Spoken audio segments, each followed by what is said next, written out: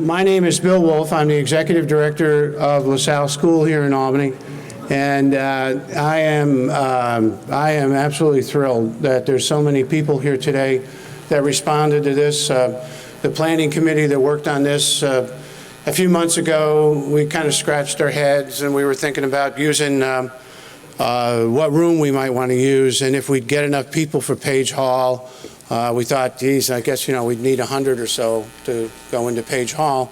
And I'm not sure how many of you know it, but as of yesterday, I think there were 425 people registered for this. Yeah, that's really, really terrific. Thank you.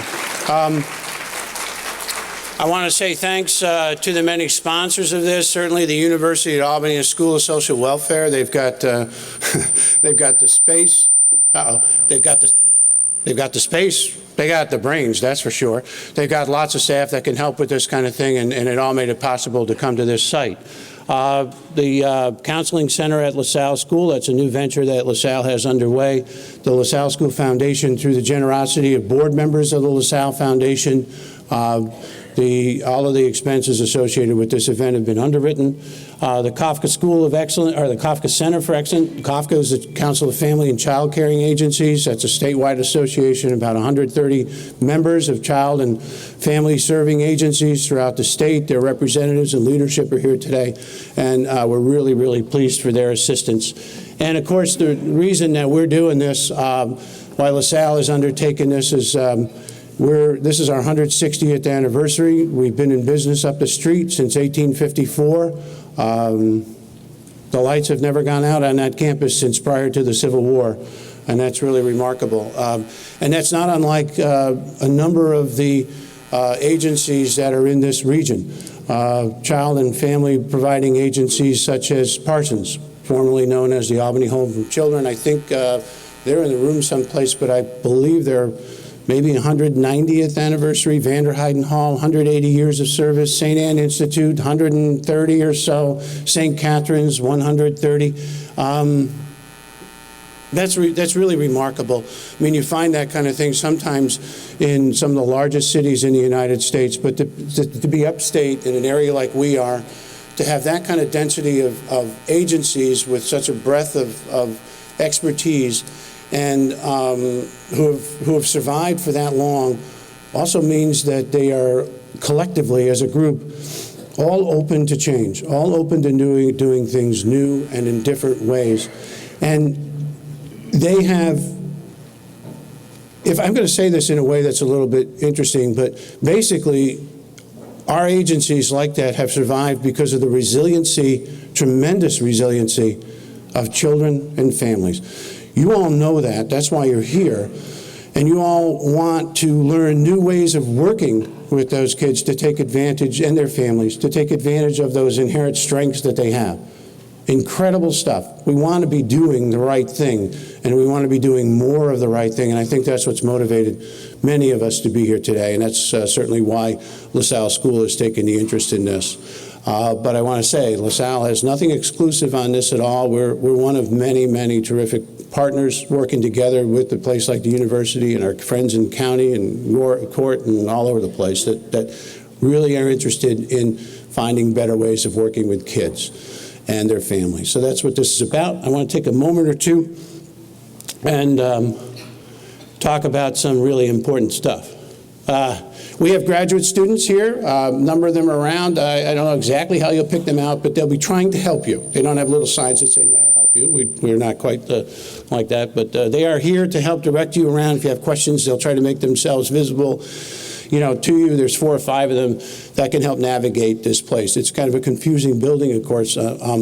And I sure wouldn't want to walk around here in the dark. I can hardly get out of here when the lights are on. So that's a complicated place. The bathrooms, they're all over the place. Whereabouts are they? They're, down the hall and to the right, okay? Down the hall and to the left and up and, That's the dean. The dean knows where every bathroom is in this place. But you'll have help. If you need any help, please ask. You'll get there. Wi-Fi, we've been asking about this. We want this right up there. It's UA Guest. The password is Blizzard. We had nothing to do with that. I hear the IT people here at the university have at least some sense of humor, and maybe we're trying to help us to divert the Blizzard elsewhere, and it seemed to have worked. So we'll go with that. PowerPoints. The other materials, this is being videotaped. It will be all available, at least on our website at www. You got it there. And then I think the university will be posting things too, and you'll be able to pick up some of the material afterwards. Some of the handouts, some of the presentations also have handouts. Lunch and snacks. Lunch is provided. It's a box lunch. There's no real, one place for everybody to eat. You'll have to spread around. There's directions outside on where to go and pick up those box lunches, but it's a grab and go. There's a variety of stuff, turkey, roast beef, vegetarian items like that. If you really need to, the cafeteria on site is open. You can purchase a meal there if you like. And ask them for some directions as to where that is, but that's not going to be a problem for you to find. So, but we do have 400 or so box lunches that you can get quickly. And I want to thank the planning committee. A lot of members came together on some conference calls to put that together, and I already mentioned our sponsors. This is the overview of the day, roughly. We're going to try to stick very close to this schedule. We've got what I'm doing right now, the welcoming and announcements. At 9:15, we've got Susan coming to start with us. We'll be introducing Susan here in a couple minutes. We'll take a break. We come back with a presentation by Dave Wallace, then we take a break for lunch. We got a presentation by Mary Size and a panel and question and answer. So everything's happening in this room.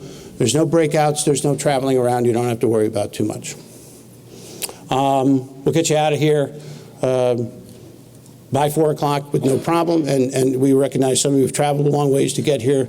We know how that goes, but the 2:15 panel is going to be really terrific, and experienced providers, and is really opening up for a great dialogue there too. So please stay and throughout the day. And let me see, Heather, guys, how am I doing, Heather? You're nodding your head, but you're not looking at me. Have I covered everything pretty well, you think, for now? Okay, all right. As again, I said, it's a great pleasure to do this. I think that this material, this information about trauma and about response to trauma and the brain neurology tells us two things. It gives us some tremendous tools to work with children and families who we come in contact with. It gives us new ways of understanding, sort of what happened to kids and why things are the way they are sometimes in these families. And it gives us, like I said, a set of tools to respond differently to them. The other thing I think it does is it motivates us even more to say, let's invest all we can to help prevent these kinds of things for as many kids and families as possible. It's a lot easier to divert this kind of stuff that we see than it is to deal with it later on. If you had a choice, we showed a video last night up at the school, and one of the questions in the choice was if you had the opportunity to decide when you would intervene, would you intervene with a 16-year-old or would you intervene with a 3 and a 4-year-old? And we know the answer to that. So why wait? This helps us craft some of what we need to be doing with children and families early on. I think we're there. So I'm going to introduce the Dean of the School of Social Welfare here, Dr. Catherine Breyer-Lawson. Kathy is well known to us all in this community, a tremendous, tremendous advocate for not only this university and its programs, but its students, the work of the community, and a national figure and a national powerhouse. And it's such a good thing to be working with someone like this that engages us and so many of you so easily. So Catherine, come on up, would you?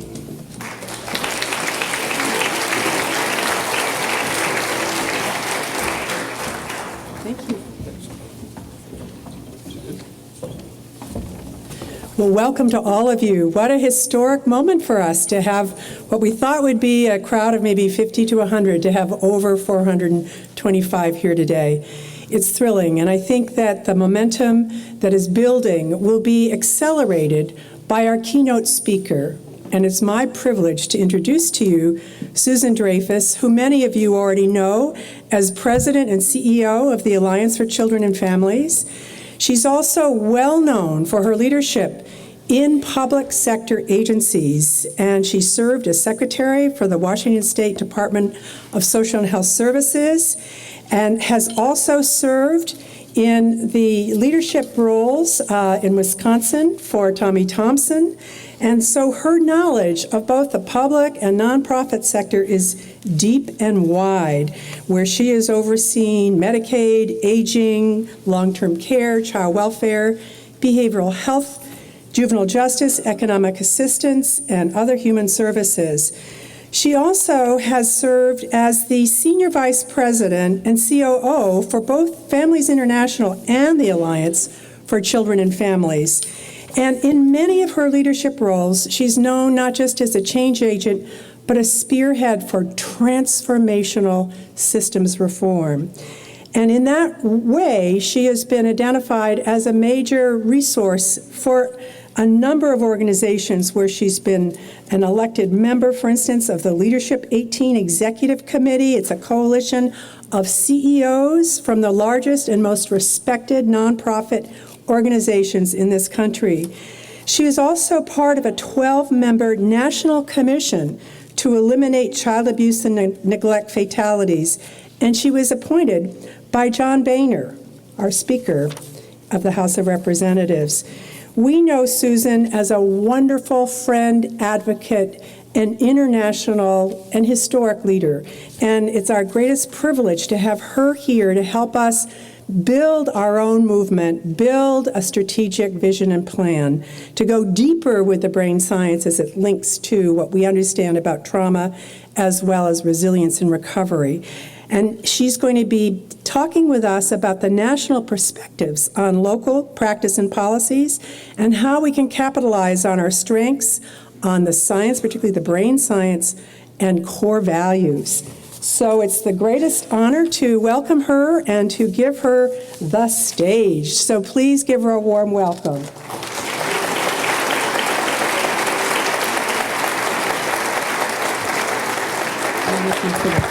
I'm going to start down here with you this morning, and I'm going to head up to the stage where I'll go through some slides with you and some conversation. But I want to first start off, and I want to recognize Bill Wolf and LaSalle School. I get the distinct honor of being able to travel around the country and see the best of America's nonprofit human serving organizations. And you notice I said human serving, I didn't say human services, did I? Because our sector is more than providers of programs and services under contract with others. We are leaders, we are partners, we are advocates, we are innovators. We bring community into the conversation. We are a unique sector with unique strengths and unique purposes within society today.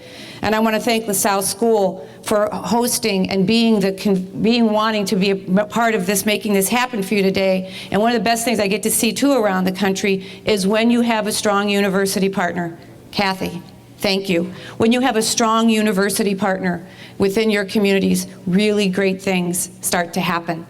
And so one of the things I just want to quickly read to you is off LaSalle's website, something that I think frames up well our conversation here today, and my 57-year-old eyes need these, because I can't see it otherwise. Within the therapeutic relationships, we strive to create lasting change. It is possible because children and their families experience stability, build upon their strengths, and find reasons to be confident and optimistic about their futures. Cass Sussman, behavioral economist out of Harvard, says it best when he says people have to see their future self. Abraham Lincoln, and when you read his writings about poverty, he said basically the poor have to experience, I'd say all people, but that's what the president would have said back then in the 1860s. He said the poor have to experience success to believe there's a future they can influence. I've had responsibility for child welfare in 2 states, and I've been doing this work a long time, like so many of you have been. And one of my aha moments just recently here, I've been doing this work a long time, and I say this to you because we're never done learning. We're never done having our own aha moments of deeper insight, deeper understanding. And one of the things that hit me square between the eyes here a while back when our country started wrestling with this issue in child welfare of child well-being. What is it? How do we measure it? And all of a sudden I had my little aha moment and realized the experience of safety and permanency every day in a child's life is inherent in their sense of well-being. Do you see what I'm saying? The experience, it isn't an ultimate outcome. It isn't an ultimate destination. It is an experience, a day-to-day experience of stability, of safety, of permanency that is inherent in a child's sense of well-being. So I want to start off today and I want to ask you a question. What is a healthy capital district? What is a healthy capital district? Do you see it? Do you each see your relevance to it? One of the beauties of last night's dinner that we had is that sitting in that room were people from every field, every sector, every discipline. Because this is now about a larger shared responsibility and larger shared vision for what is a healthy capital district. Do you share common goals, beliefs, and values upon which you will achieve those goals? Do you understand that you are all accountable as individuals, as organizations, and collectively as a community and across all sectors? Do you understand that the path forward to your vision will require deep change and the spirit of collaborating widely and partnering deeply? Do you see it? Do you own it? Are you willing to think anew? If I told you, you will need to confront many assumptions, long-held assumptions, about what you thought you knew, what you thought you did that was best, that you were going to have to think through what you're currently doing and change in order to achieve a healthy capital district, because vision is all about change. Vision is all about change. Folks, you are poised to lead the nation. And I don't just say that lightly to anyone around the country. You are poised to lead the nation. All stars are aligning for you. To lead the nation in understanding that there is nothing more valuable in America than its human capital. You want a strong economy? You want employers to want to come to New York and set up businesses and good paying jobs? You want the education system to succeed? You want a healthy capital district? It begins with your human capital. And this state seems to be understanding that. This relationship here in the capital district between the university and these partnering agencies, you're on to something. But it's going to require you to go through some times of some ambiguity and some chaos and some challenge and some change to have that healthy capital district. So I want to ask you just very quickly here in the room, I'm just going to pick out a couple people, so get ready. What is a healthy capital district? What would it look like? What would be happening in the capital district if you thought to yourself, it is healthy? And remember, only 10% of your health is predicated on your primary care. When I say healthy, I'm not just talking physical health, right? I'm talking about the broadest definition of health that you can envision. So what would it look like? What would it look like? Intact families. Intact families. All right. What would it look like? Emotionally stable people. Emotionally stable. You ever thought about that? Funding for preventive and services, mental health services. The system would be more front end, right? And you would Channeled more into services to provide to kids and families. What would it look like economically? Anybody have a thought? What would it look like economically, a healthy capital district? More jobs, full-time, More full-time jobs. Other thoughts? What would it look like? equality. Equality, equity. I will tell you, thank you so much. I will tell you that as you move into what is a healthy capital district, you can't have the conversation if you don't start having the conversation about equity. And I'll be talking about that in just a few minutes. Safe, clean streets where you can walk at any time of the day. Absolutely. Safe, clean streets where you can walk every day. Okay, I'm going to run over here real quick, and then I'm going to go up to the stage. Okay. What is a healthy capital district? I know it. Better education for our children. Better education for our children, for all children to succeed in education. Clean air and the environment. You see what's happening? Do you see what all goes in to a healthy capital district, right? It may not be some of the things that maybe you initially thought of when you came here today thinking about quote-unquote social services in order to achieve this vision. Networks of resources, identified resources, and, as you said, equality and provision of services. I'll tell you, the currency of the day is network, bar none. The more you're working in networks, the stronger and the more successful you're going to be. Any other thoughts about a healthy capital district? No more gun violence? No more gun violence. So again, what you're hearing here, think of just in the conversation in this room that just happened, the number of fields, sectors, disciplines that are all critically important to achieve your vision of a healthy capital district. So today, I'm going to walk you through not the specifics about ACEs. You're all going to hear enough about that, the Adverse Childhood Experiences Science. But what I want to do today is help you with a sense of a roadmap of what does it look like when you can infuse, align, and accelerate the ACE science and move from program thinking to systems change thinking in order to achieve what you just laid out for me, which is your definition of a healthy capital district. So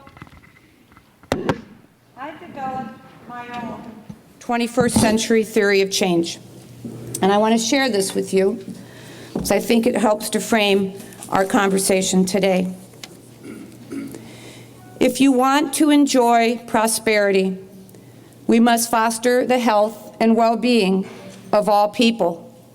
As we just got done hearing today, a healthy people is critical to a strong economic development strategy that a governor, a legislator, a mayor, a county executive, the business sector is wanting to have. You can't have one without the other. That as leaders, we must articulate a clear and compelling vision, create a culture for innovation and partnership, and practice adaptive leadership skills. I've become a student over the years of Dr. Ron Heifetz from the Harvard Kennedy School. And one of the things that I'll tell you, and I think we all know this, in whatever walk of life that you have today, one of the things that we know is that whenever things become ambiguous, whenever things become challenging, our first inclination as human beings, it's just human nature, is to try to find the first technical fix we can to fix something and get on with it. But what we're dealing with in our country right now, from the standpoint of wanting that healthy capital region, we're dealing with an adaptive challenge. And the answers in front of us are not technical and are not quick fixes. The answers in front of us mean that we've got to constantly asking ourselves, what are we currently doing that we've got to keep doing because it works? What do we have to rearrange and change because we simply know more now and we know that we can do it differently and better, and we got to rearrange it? What is it we have to shed? Talk about challenge. Folks, there's things that you're doing today. There's things in your policy, whether it's in law enforcement, whether it's in education, whether it's in the human serving sector, wherever, there are things you're doing today that as the science informs our work, we have to stop doing.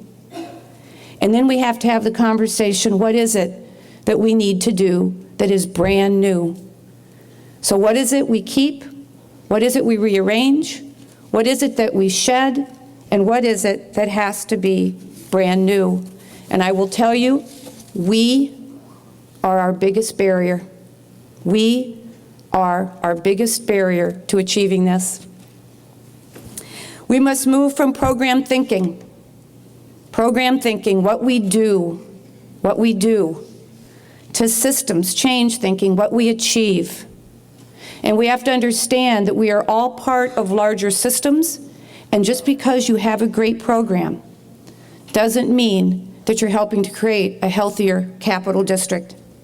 And that the only way to achieve the outcomes we strive for is ultimately, it's being able to see yourself and be seen as relevant to reducing the number of people in this country who are living in poverty, to increasing the number of people who are able to live healthy and safe lives. And as I said to you before, your health is only predicated 10% on your physical health. The rest are these environmental and social determinants of health, and you simply cannot bend the cost curve of health care in your state or in the capital district. You simply cannot have a healthier population if you don't understand and embrace this neurobiopsychosocial intersection of health.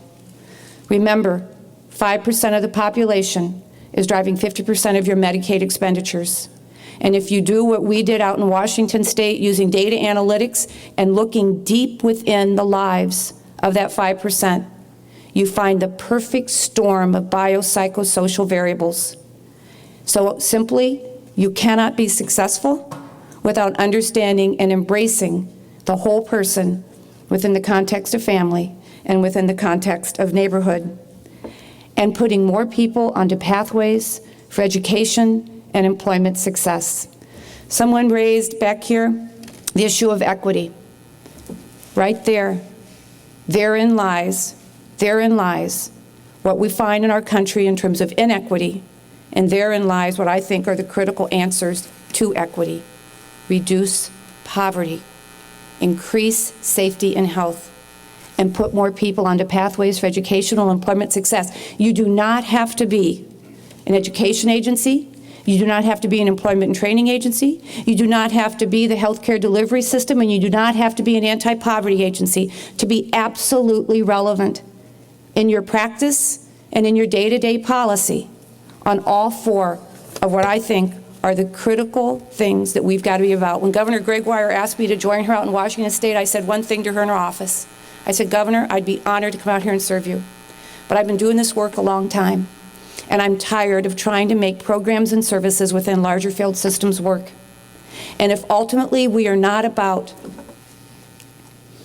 those things, then let us not waste one another's time bringing me out here to do this work, because this is what ultimately it has to be about.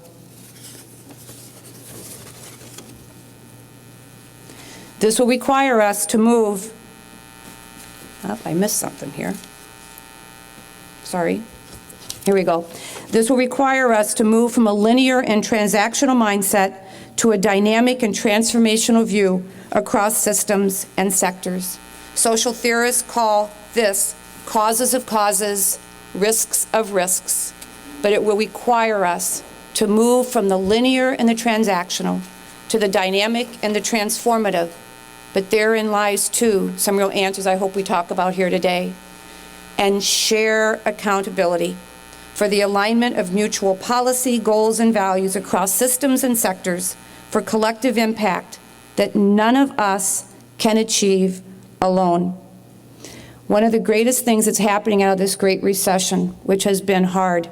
In just 2.5 years in Washington State, I had to oversee the reduction of expenditures across all of our health and social service programs of over $4 billion. Absolutely painful.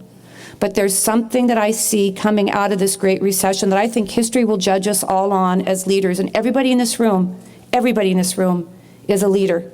Everybody in this room shares accountability and responsibility for achieving that healthy capital district region that you envision. And one of the things I think history is going to judge us on is, did we truly embrace this notion of shared governance, shared responsibility, shared accountability, that we don't otherize anymore and say, well, that's their job, or that's their job, or I don't do that, that's their job. Oh, no. Now it's time for this notion of shared accountability, but it also means that we've got to embrace something I'm going to talk to you today about, and it is this authenticity of engagement. Folks that you now call your clients, from this day forward, I'm going to ask you all here to lead the nation in calling them what they are, your neighbors. Your neighbors. I think there is something really inherent in this notion of shared governance that isn't just about us as systems and policies and sectors, It's about us within the deepest sense of our neighbors within our communities and their sense of engagement and participation and authentic inclusion in all that we talk about day in and day out and how we're going to create that healthy capital district. At the Harvard Center for a Networked World, I've been involved with a number of years with a group of public sector leaders. New York has been visible in this work over the last, we started it in 2009 or 10. And we've started this work, what we call the generative curve, the human services value curve. And we're trying to move human services from the regulative to the generative. So you see the regulative down here, you see the generative moving up. And let me give you an idea of what starts to happen within systems and communities. As you move along this generative curve, there are actually now public sector strategic plans that are all written around moving from the regulative to the generative. But I'm going to plain talk this just a little bit so I can move through it. Regulative, the buses are running on time. Not literally. Regulative means it's what you do. Eligibility determination processes are working. People need a program or service, they apply for it, they get it. People need a Section 8 voucher, we get that Section 8 voucher. People need access to Medicaid, we go through the application process and voila, they're on Medicaid. Whatever, whatever. But this basically means in the regulative state, the buses, the trains are running on time. When you get to the collaborative state, it means, yes, we're on time, but there's some coordination that's going on. Right? So now it's what we did.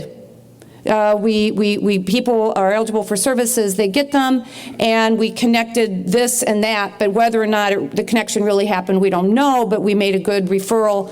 But it's more in this state of being collaborative, on time, coordinated, basically for greater efficiency.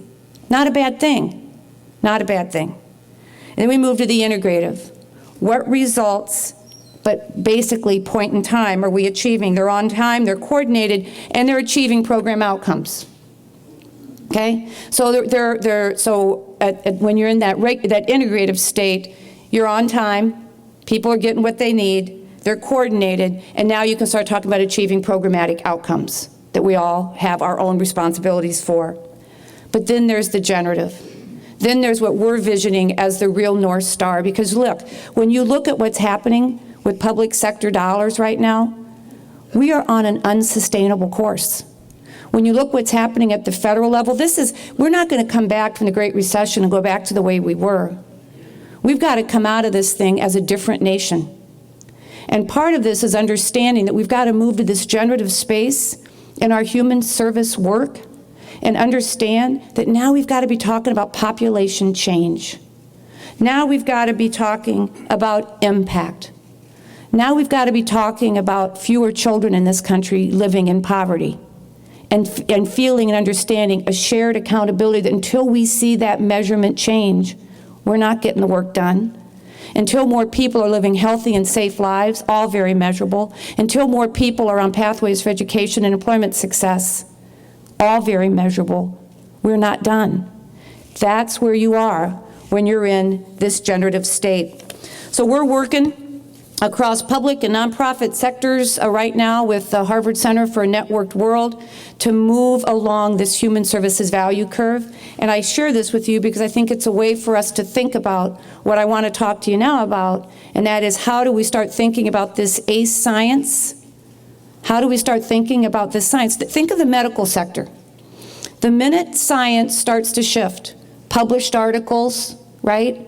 And all of a sudden, and Jack Shonkoff at the Harvard Center for the Developing Child says it best when he uses the example of cancer, and he goes back many years and then he transcends it forward and talks about how cancer treatment as it was thought about 50 years ago and the way it is today, all based upon the evolving sciences.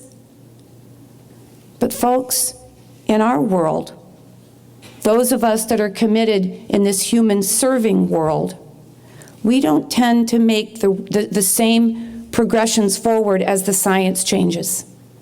And when you look at this ACE science, children who have experienced adverse childhood experiences, adults, and I'm going to really implore you today to take a two-generational view to this issue. Do not just look at this from a prevention, early childhood stance, critically important. But you've got to infuse this and accelerate this science across your adult serving systems as well.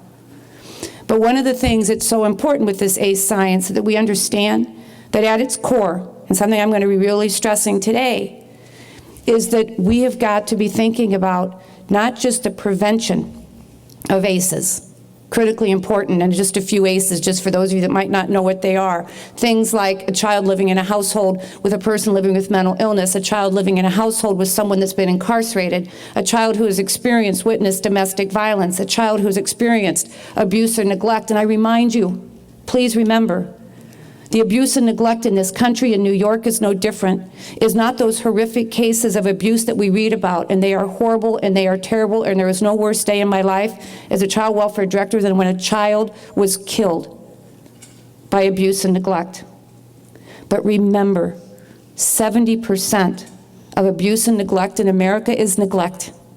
And when you study those cases, what you will find time and time and time again is the chronic day-to-day stresses of poverty. A child living in a household of 4 with an income under $15,000 is 22 times more likely to be maltreated than a child living in a household with an income over $30,000. Poverty does not cause maltreatment of children. I have seen too many parents living in poverty do one heck of a job raising great kids. But the day-to-day stresses of poverty are a high correlate to child maltreatment.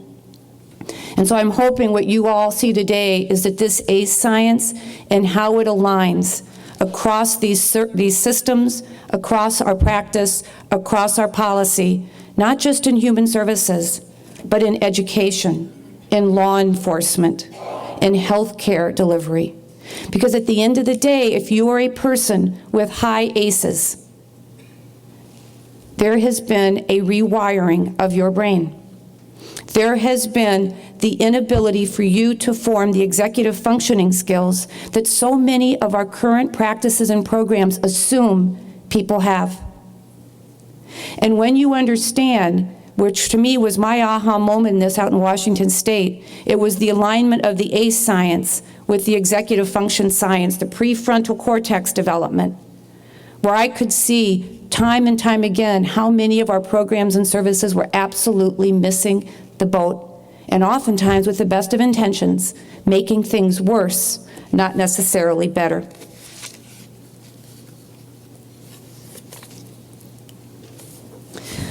So how do we move ACEs to scale? And I'm going to give you some examples today through leadership, through organizations, through policy and practice, how we move the adverse childhood experiences science to scale across systems, across sectors, across disciplines, across fields, in our policy and in our practice as organizations, as individual leaders, and collectively as a larger community. Leadership matters. It absolutely matters. Everyone here, as I said before, is a leader. And one of the things that is critical is you cannot just be the smartest person in the room on this science. You have to have a head and you have to have a heart for the work. One of the things that I always look at in people that are involved in policy and practice in these systems is whether or not you're spending any time in the field, whether or not you're spending any time in the homes and in the lives of the very people that we believe our practices and our policies are meant to serve. Leadership matters. And the difference I find are those values-driven leaders that have both a head and a heart connection to the larger work and the larger goals they want to be a part of. These are leaders that listen musically and think analytically. What does that mean? What that means is, let's just take, for instance, that I'm in child welfare. I don't know who in this room is involved in the child welfare system, or for a minute that I'm in law enforcement, or for a minute that I'm an educator. It's real easy to stay focused on my part of the work. But when you are a leader that listens musically and thinks analytically, You now are thinking about your work within the context. If I'm law enforcement, I'm thinking about my work within the context of early childhood development. If I'm a person, I'm involved in the healthcare delivery system, I'm thinking about my work within the context of how critically important we know the science tells us are the first 2,000 days of these little babies' lives. You're listening musically and you're thinking analytically about not just what you do and what's in front of you day in and day out, but how it interfaces and has to move across these larger systems. You are disruptive by nature. Welcome to the productive zone of disequilibrium, as Ron Heifetz calls it. You're living on what feels like that edge of chaos, and folks, here's the reality. Here is the reality. You will not find your greatest creative strength, either individually as leaders or collectively as a community. It simply isn't possible to find your greatest creative strength without going through the seas of ambiguity, of uncertainty. It simply is not possible. And yet we're all trying and realize that the number one leadership asset we need right now, I believe, and the IBM Global Enterprise of the Future report stated, the number one leadership trait in the 21st century is creativity. And we simply can't get there without this notion of ambiguity and what feels like oftentimes living on this edge of chaos, as so much of what we've always known and thought as leaders is being disrupted and challenged and forcing us to think differently. This notion of distributed leadership, it no longer is enough to be the leader setting the stage of what's going to happen, whether you're the governor, whether you're the legislature, whether you're mayor, the county executive, whether you're the CEO of LaSalle, you're the dean of the school. It now is about distributed leadership, shared governance, a very different way to lead. I just got done doing work for the state of Michigan, where we helped them create their pay-for-performance model in their child welfare system. It was the most inclusive process of transparency, of engagement, of honesty across fields and sectors and disciplines, as together we led a task force process that gave Governor Snyder what he was so delighted for, an actual implementation pathway forward with a sense of shared ownership and responsibility by the key players that are going to be critical to its success. This does not happen by chance. This happens by intensive discipline, and it happens by design. And then lastly, with Leadership Matters, educate and engage, and then, as I say, repeat, repeat, repeat, repeat, repeat, right? It's all about plain talking this science, plain talking what it is that you envision as this healthy capital district. And today, as we talk about this science and its alignment, it's real easy to be up here with the scientists, and when you're with, and you talk, and people, what are they talking about? We've got to plain talk this science so that people understand that at the end of the day, what we're trying to do is assure that this country has the critical human capital that it must have to be strong, to be vital, to be economically successful. We can leave no one behind. And that if we're going to stop the two-generational transfer, something that is driving the costs and the lost human potential in this country is this generational transfer of these issues. And that if we're going to solve some of society's toughest problems, we simply can't do it without recognizing that this science plays an integral role in getting this job done. Organizational hardwiring. And I've got some great examples here that I want to share with you on this. And the first thing I want to talk about is what's going on right now with data sharing and data analytics, which I contend is our next frontier. I don't believe you as a state yet. I've got to believe that you're not going to be far behind the other states that are already doing this, you're not yet tracking at a population level the adverse childhood experience scores of your citizens. In Washington State, we were fortunate. We were a leader in the nation. I think now like 20+ states now do this through the behavioral risk factor survey done by your Department of Health, I'm assuming in the state of New York, is through what's called Dreyfus, that behavioral risk factor survey. States are now capturing the ACE scores of their populations. We do what we measure.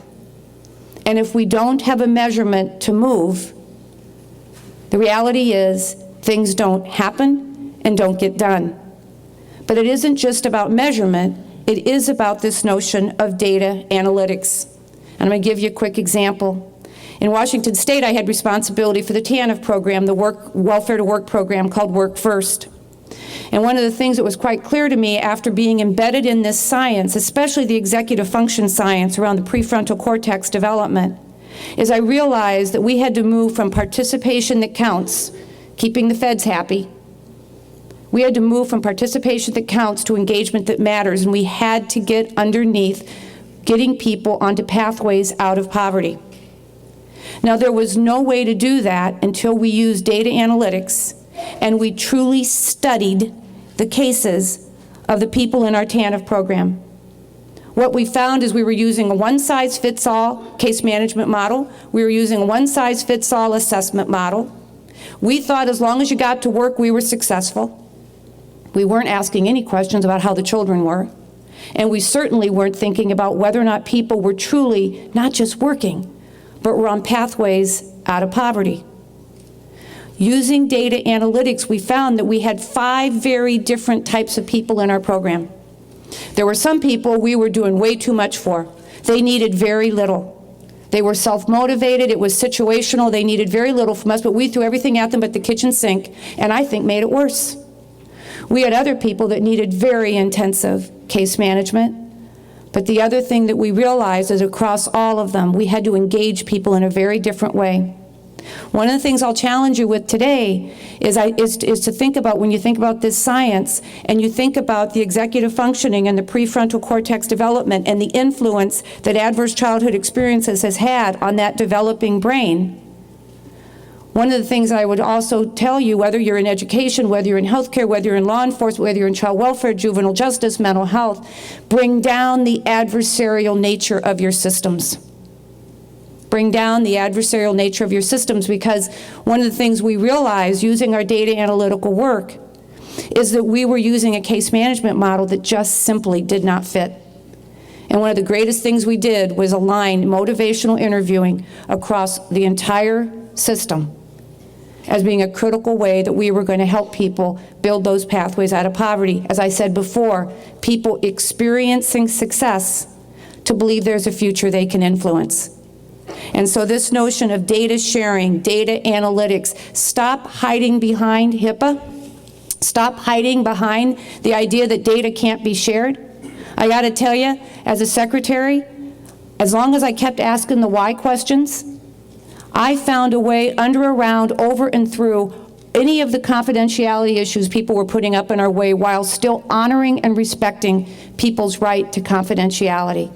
There are ways for us to share this data. There are ways for us to look at the whole person within the context of family, within the context of community, and not just see them in the siloed ways in which we do today. Because you cannot achieve a healthy capital district until there is this cross-system work that's going on, and data sharing is critical to that being done.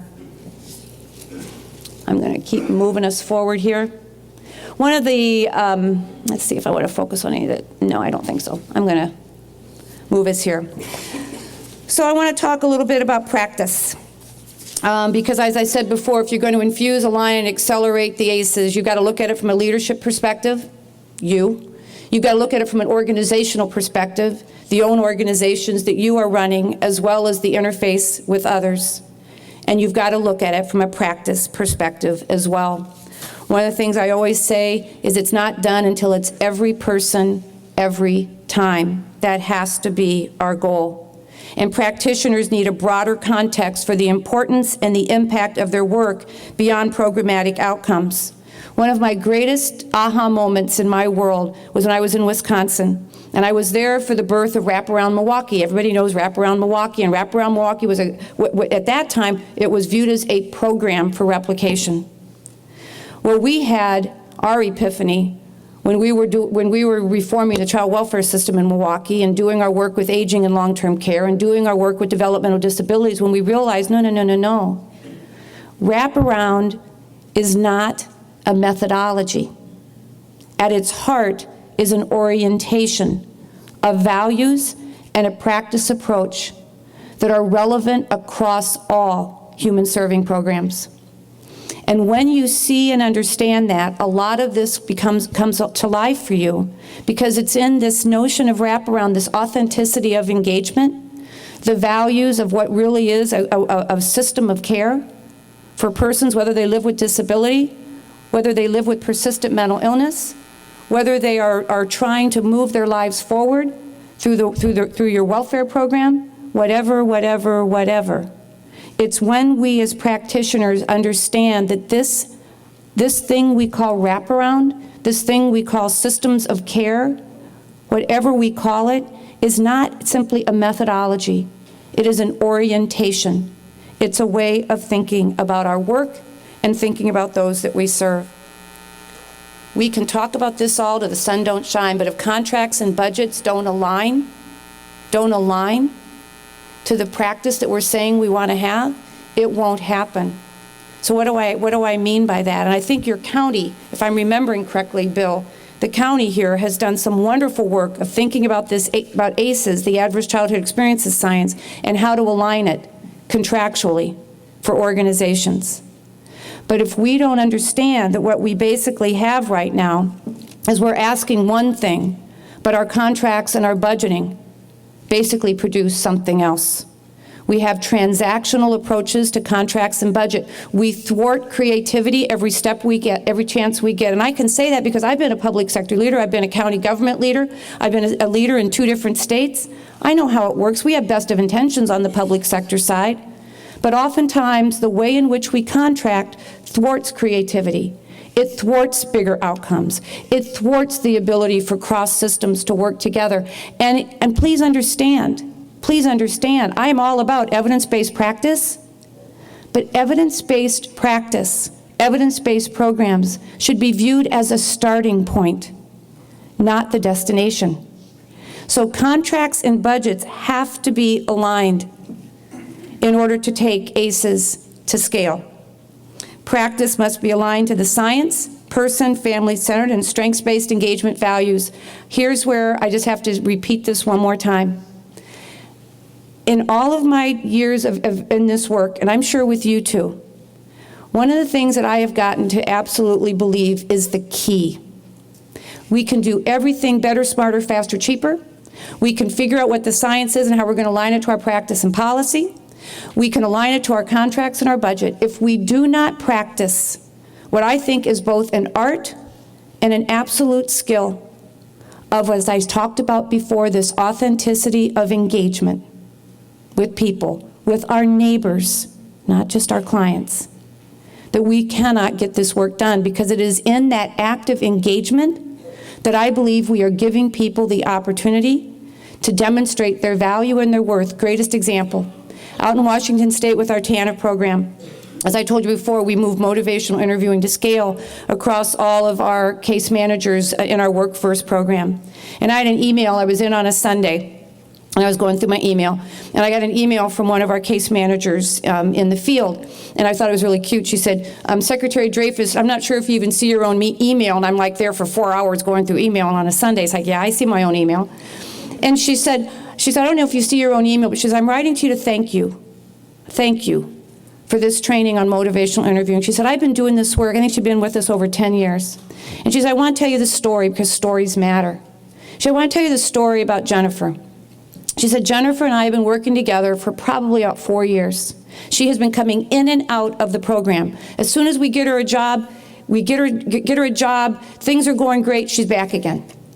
We do it again, and we do it again. And she and I have been clashing like this, right? I'm assessing what she needs to do. I'm telling her what she damn well better do. She's dotting her I's, crossing her T's. We get her a job, and the next thing we know, 6 months later, she's back.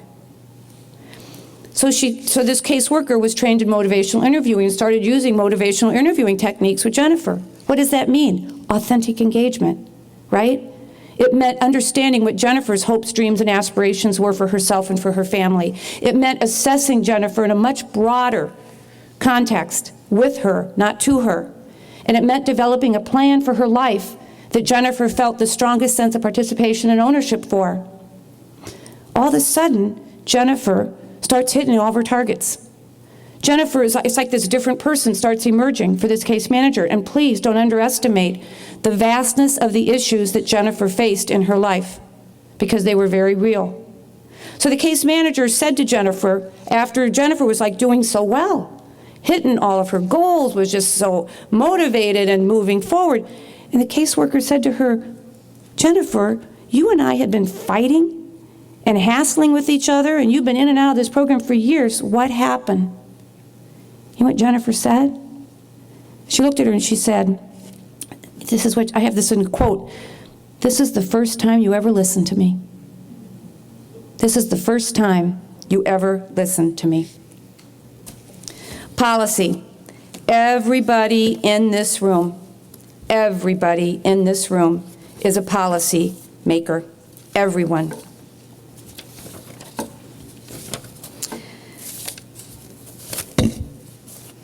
There's big P policy and there's little p policy. And what I find time and time again is when people think about systems change, moving from program thinking to systems change thinking, right? Something that all of you want to see, because what you laid out for a healthy capital district, to me, is going to have to be moving from program thinking to systems change thinking, right? And really understanding that at the core of what you're trying to achieve for your healthy capital district is the strong health and vitality and prosperity of all people.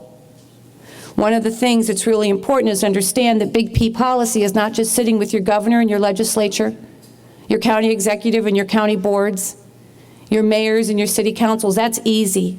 That's easy to say policy is for somebody else. You are all policymakers. You are all setting policy every day, whether it's with the individual person that you're working with, whether it's within the organizations that you lead or that you work for. You've got to see this infusing, aligning, and accelerating as a shared responsibility, and that you are all policymakers, and you are all advocates every day. Advocacy is not a four-letter word. Absolutely is not. It is critically important in our country that we all understand that going back to our founding fathers, where these roots of advocacy and voice are critically important. And so one of the things I hope that you do is you think about continuously aligning all policies across child and adult programs and interfacing systems to the ACE science and toxic stress mitigation. What do I mean by that? One of the things that I'd point you to is something that is recently coming out of the Harvard Center for the Developing Child, Dr. Jack Shonkoff. And if you really want to do yourselves something you'll really enjoy, go to the Harvard Center for the Developing Child website and read their articles. Read their articles. I think they have 11 or 12 of them out right now. They're all fabulous, and they give you such an understanding and awareness of the alignment of this science to our work and to our policy. But I want to read to you from Dr. Jack Shonkoff in a recent article that he wrote about poverty reduction. Jack is convinced that two-generational poverty reduction in our country, if it's going to happen, it's going to happen through the executive functioning science. It's going to happen when we understand that it is in this prefrontal cortex development, whether that's in our child development work or in our adult serving systems, that we understand ways that we give people the opportunity to experience, remember I said that before, to experience success, to exercise, to experience and exercise those prefrontal cortex skills, executive function. Jack believes it's critical to two-generational poverty reduction, and let me read this to you. And I want to plain talk this. And I want you to think about what it's going to take for us to move through two-generational poverty. These skills, these executive functioning skills, include the ability to focus and sustain attention, set goals and make plans, follow rules, solve problems, monitor actions, delay gratification, and control impulses. Sound familiar? Sound familiar? Absolutely key is that we think about how our current policies, whether it's you as organizations, whether it's you as systems that interface with people's lives, or whether it is in the big P policy being set by your governor and your legislature and those in elected positions. We've got to be thinking about how our policies do and don't, right? Create the opportunities for people to experience success, to believe there's futures they can influence, to give them opportunities to build these executive functioning skills, and to know that we don't have policies that are assuming skills and capabilities in people that simply have not yet been fully developed and realized. Greatest example, Detroit. I love this story in Detroit. The sheriff there in Detroit decided that one of the things that was happening was their biggest problem was recidivism. Duh. 70% of all the prison systems in this country, right? State by state by state. It's not new people creating with new crimes, it's recidivism, right? It's the churn. Same is true in your county jails. It's the churn. You want to drop expenses in the correction system? Drop recidivism. You want to drop recidivism? You got to start talking about some whole person treatment, and you've really got to be thinking differently. So the sheriff really started thinking about this, and he was working with the School of Social Work, wonderful schools of social work, nothing better than these strong university partners and relationships. And this sheriff wanted to do that, and he realized, as he was thinking about this science, because he had gotten informed by this science, and he realized that what had happened is in their intake process, from the very minute people walked into that jail to be booked, was an adversarial system. Adversarial system, both in the physical appearance, both in terms of the way in which people were treated, in terms of the way in which they felt any sense of dignity, of honor, of respect of any kind whatsoever. This sheriff completely changed, helping with the School of Social Work's help, completely changed the whole intake process of people coming into the jail. And what they found was that people were going into the jail far less adversarial themselves, a lot less difficulties in the jail population itself. But what they found is that people were much more open to what they needed to get working on and doing in order to keep from revolving back through that door. Child welfare, down in Florida. There is an agency down in Florida now working with the state, Child Protective Services, that before that investigator knocks on that door for the very first time to investigate abuse and neglect, standing right alongside them is an in-home child practitioner, family preservation practitioner, working with the family from the minute that door opens to reduce the adversarial nature of the experience. Because what you'll know from the ACE science, what you'll know as you study executive function, is that the minute you put people in an adversarial situation, they are in the state of fight or flight. They are in the state of hypervigilance and protection. And you're going to learn more about this today, but we've got to think about it in our policies, right? Whether it's child welfare. My son is a vice principal in a choice school in the inner city of Milwaukee. You want to talk about tough work? Bless his heart. 31 years old and committing his life's work to wanting to make sure that all children are on pathways for educational success. And one of the things that he realized, as he too has been thinking about this ACE science and this toxic stress science, and realizing who are these young people that he's working with every day as vice principal, especially on a disciplinary standpoint, and completely changing his disciplinary practices, realizing that what he was doing was more harmful than helpful, and what he was doing was not helping these youth to exercise these skills of executive function, because he kept them in this state of hypervigilance, right, through this adversarial nature of the best of intentions that oftentimes our systems do. And lastly, if we are going to talk about policy, if we are going to talk about truly infusing, aligning, and accelerating this science across our systems to truly have that healthier capital district that we all want to have. And I'm convinced, folks, please know in this room, I am not here just talking to you about social services. I am here talking to you today about the economic vitality of the state of New York. And if you are going to have a healthy and prosperous state, it simply can't be done without this kind of investment and change around what it's going to take to truly have a healthy people, a healthy population. But we can't get this done with our current financing model. I remember out in Washington State, I was at a conference, and Jack Shonkoff was talking, and Rob Anda was there, one of the fathers of the ACE science, and the question in the room is, what's holding us back? Why can't we really move this? And I looked at everybody and I said, we've got a failed financing model.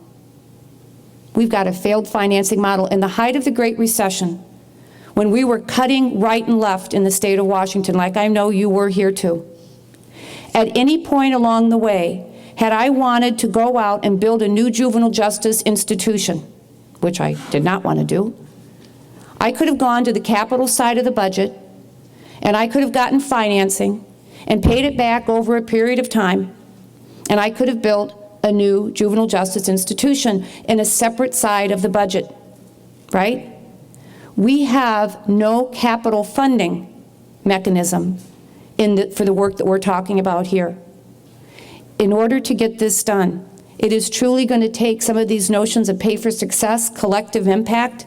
It's truly going to take this notion that we're going to have to create new ways in which we're going to finance this work, because the point in time grant in, grant out work, the things that I had to cut first were the things that everybody in this room said mattered the most.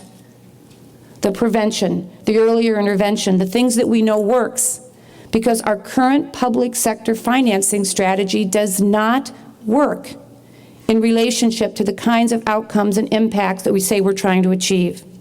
So it does require us to think differently about how, what I call, we got to turn that ship. There's got to be a way that we as a nation can figure out how to put an infusion of front-end dollars into our systems over a period of time to get these results, and as those savings are realized, put it back into that front end of the system.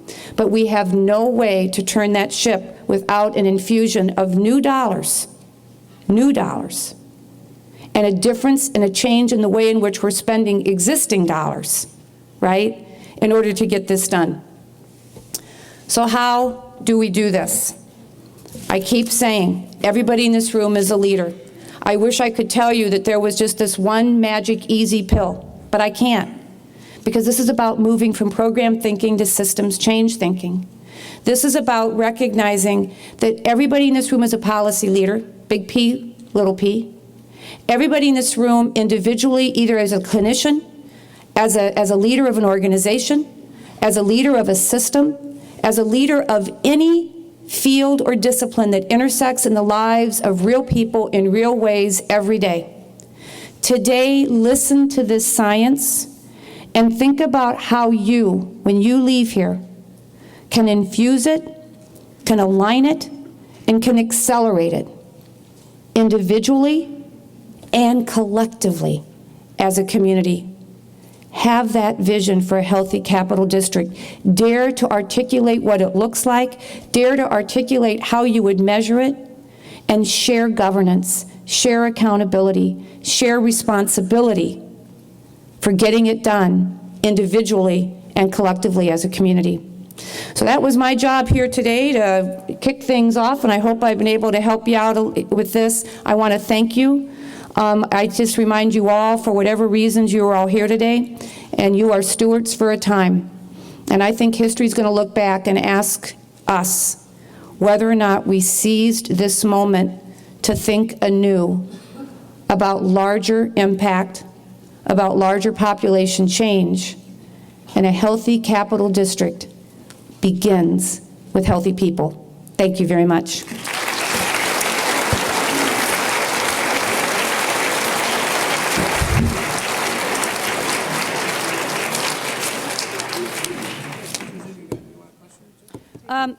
Sure.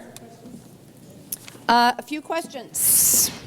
Anything I said that challenge? I always go into this work and say we don't all have to agree, but we are at a time of some real change, so I'd just love to hear any questions you might have. Please. Okay, so the Harvard Center for the Developing Child is where you want to go.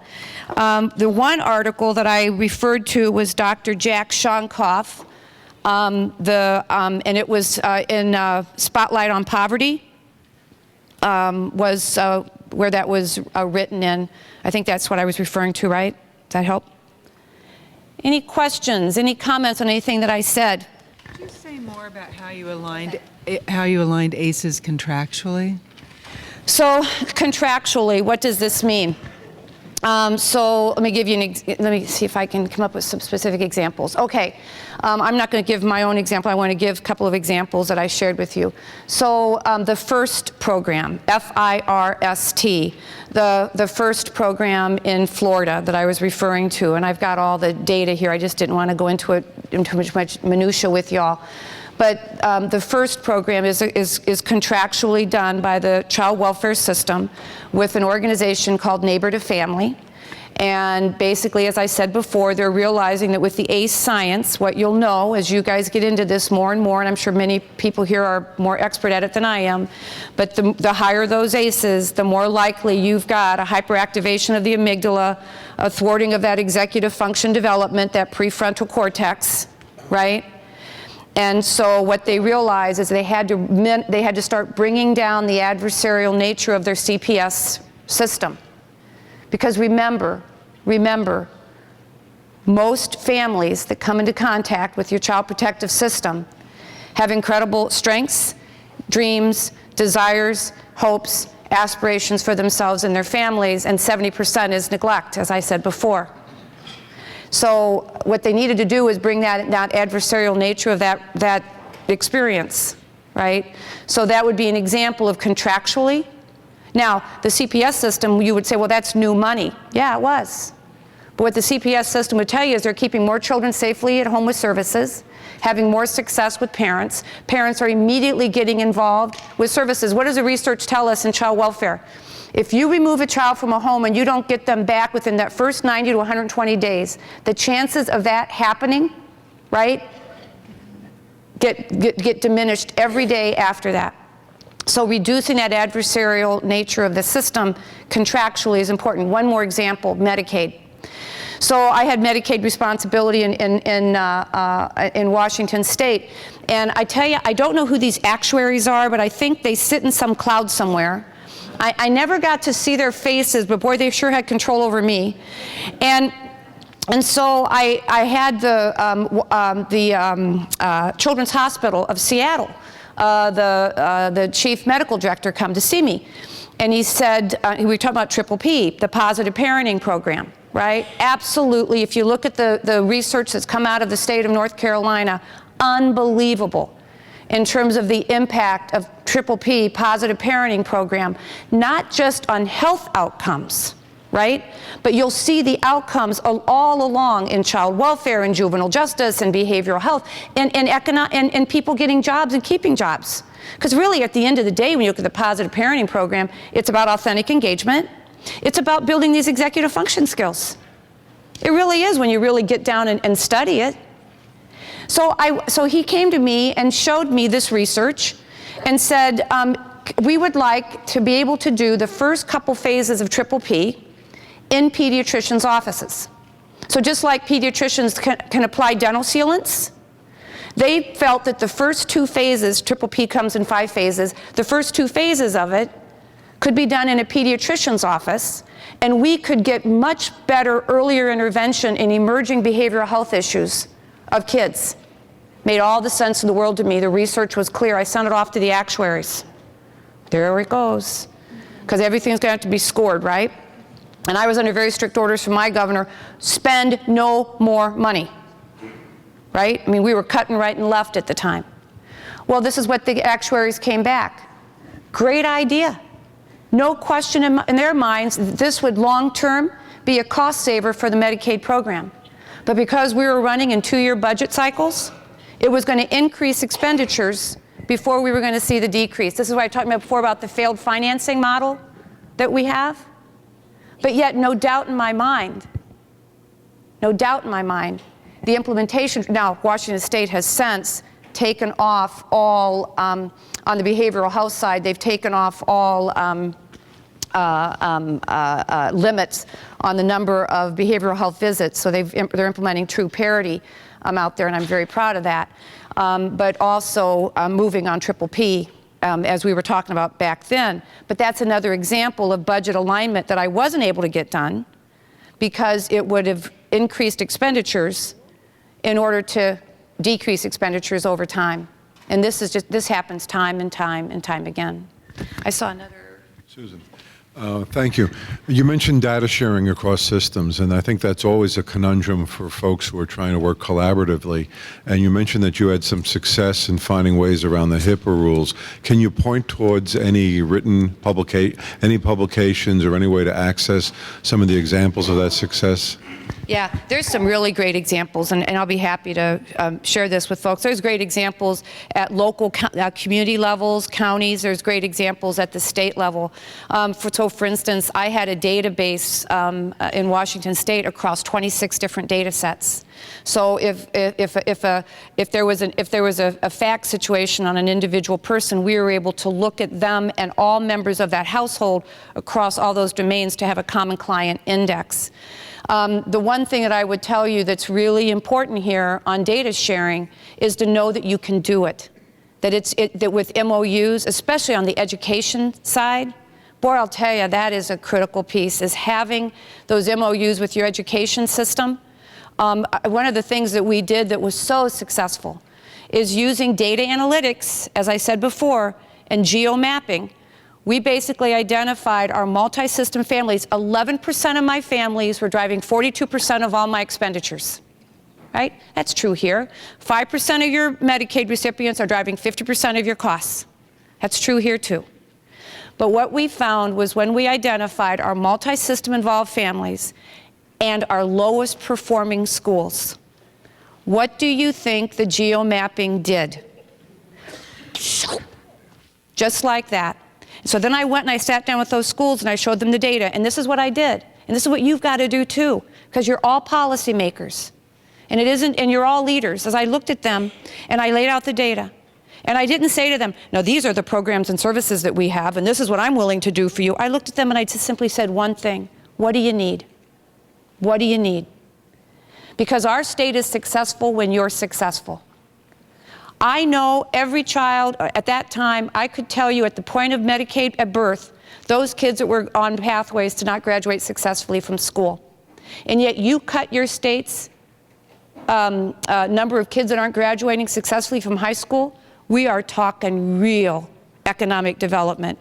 We are talking real tax revenues, right? But it came down to this data sharing. And it can be done. But what I had to keep doing with the lawyers, and I'm married to a judge, so I've got a daughter as an attorney too. I love them all dearly. But I kept looking at the lawyers and saying, show me where it says that. You're a lawyer, God love you. Show me where it says that. And you just have to keep pushing, because I found 9 times out of 10, there was a way under, around, over, and through these barriers we put up to data sharing while still honoring confidentiality for people. One more, and I'm done. So this question is towards program development, implementation, as well as grant writing. How do we encourage quality versus quantity mindsets? And how do we write strengths-based grant proposals towards deficit-based mindsets? Okay, Susan, good. Nail this one, and we're really in good shape. So here's what I'd say, is that first of all, there's an advocacy responsibility that you have first, and that is, as I said before, if you're going to align this stuff to budget and contract, the people who have the ultimate responsibility for those budgets and contracts are going to have their thinking changed, right? They're going to have their thinking changed. So the first thing I'd tell you is be an educator. Be someone that is educating policymakers. Get legislators out in the field with you. Get the governor's staff out in the field with you. You've got to turn on that education engine, because people don't know what they don't know. And you're not going to be able to write the kind of grants that you're wanting to write if what people are looking for, right, is something very different. So the first thing I'd say, and this is where that leadership really kicks in, is don't just otherize this and say, well, I can't do it because they're not changing. You're going to have to go out and work hard. That's what I think is the beauty of this convening, is everybody sharing that collective sense of responsibility. But the other thing I'd say to you is don't give up. Don't give up. This notion of being strengths-based you now have science backing you up, that if we want to achieve the outcomes we say we want for a healthy capital district, you aren't going to get there without the alignment of this science. And what this science will tell you time and time again is the authentic engagement, being person, family-centered, strengths-based, seeing the whole child within the context of family, within the context of community, is the only way you're going to see our path forward. But you're going to have to educate people and help them to see that. I have found time and time again that when people understand the science, amazing things happen. Amazing things happen. But we don't know what we don't know. And so you all have a role to play here, and that's why today starts with this role of education, this role of leadership, and this role of practice and policy alignment. Well, we really want to thank you so Thank much. you. Just stay right here for a second. Are we going to sing? Are we going to dance? Yeah, what do we got? Yeah. Yeah, you got a lot of kids. I'm sure you got some soft shoe. And you told me this morning, gymnast, and I'm not going to do a back handspring with you, Susan. I'm going to tell you that, not off the stage or anything either. Look, we've the Alliance for Children and Families is a terrific national association that Susan is CEO and chair of, and I've known her for 10, 12 years now, and known her as she's moved through different responsibilities and has come back home to this business again. There's over 500 members in the Alliance around the United States, and it's growing fast. It's really looking to become not the voice of the members. This is not it's a member-driven organization. I mean, LaSalle School is a member, and many of the organizations here in the Capital District are. But it's really a voice for children and families, poverty eradication, the kinds of things that we're talking about. And to the members, Susan, I said last night, it's a real pain in the butt because she sees nothing valuable that's within your reach. If it's currently within your reach, you're doing that, and if you're not doing it, shape up. What we really need to be thinking about is what is beyond our reach and not easily grasped. Not the low-hanging fruit is gone. And she pushes us. And to be a member of the Alliance is to really be a member of a learning organization and otherwise. And I'm not making that pitch. I don't care about membership. We got plenty of things to do. But I was, really pleased to be on the board of the Alliance for several years. And what a great experience and what a national voice you are, Susan. And we really appreciate it. And to help us, the reason I stepped in here is she's on her way down to the Capitol now. We've made arrangements for her to meet with Governor Cuomo's staff on a couple of things. So we're getting a little work out of her. And we have to move on.